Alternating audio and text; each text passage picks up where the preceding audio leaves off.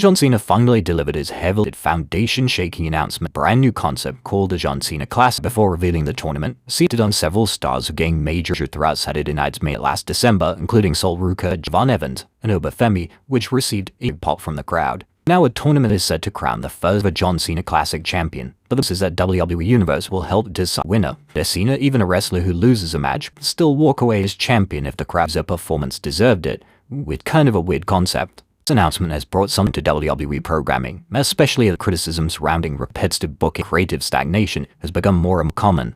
New concept built around crowd interaction gives WWE something fresh to it. If it helps create a breakout star, the idea ultimately proved worthwhile. The concept also raises some obvious. WWE already has a crowded championship, so introducing another title risking the overall picture feel even more. There's also still the uncertainty surrounding how the champions will actually function long, how it would realistically be defended the tournament ends. Is this good at Crown Jewel Championship? Something that's defended? The voting system could also risk, while fan participation sounding on paper, relying heavily on the voting in an internet era could easily create a thick or unpredictable result that ends up tournament rather than helping it. I mean, Danhausen gets more votes than the other and he still loses the match. Does him champion? It's a weird one, but God, it wasn't tied to anything Club WWE. It would have been awful. And reigned in the title, but lost the war. Even before Fatu competed in the match, Willie to seem tribute Umaga, as he was in the same colors as him. But the match between Reigns and Jacob Fatu was wived as a masterclass in pro wrestling and storytelling. Reigns ultimately retained championship. The way he got there became part of the itself, as the finish heavily relied on daddy tactics, reinforcing the idea that the original tribal chief cannot put Fatu away cleanly.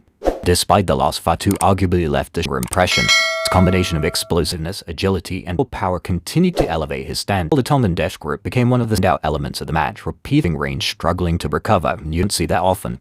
Fatu completely destroyed Reigns in the post-match assault that shifted the entire ending. While Reigns left with the championship, they could feel like he was the one who truly lost the war. And whilst the result was going to be heavily predictable in that Roman Reigns would retain, it was a good closeout to Clash. Also good, what about the bad is the Backlash stage. Except for Backlash 2026 took a noticeableistic approach, using a smaller side entrance instead of a larger scale Tron-style stage it usually associated with more of a SmackDown than it did of a PLE. Which is boring and repetitive, and I wish we would actually do something for these B-level PLEs to make them stand out. They did it once with Clash in Paris, so why can't do it with other shows? And the mystery was heavily underwhelming.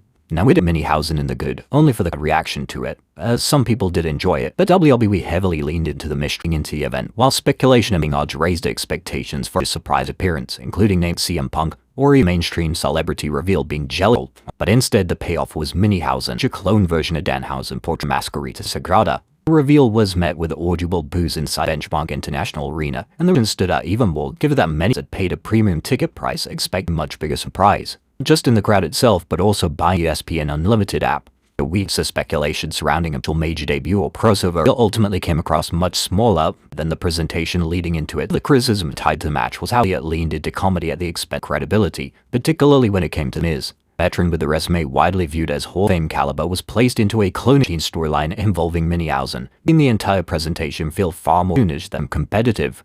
Given the level of experience and credibility Miz brings to WWE programming, the segment came across as an unusual use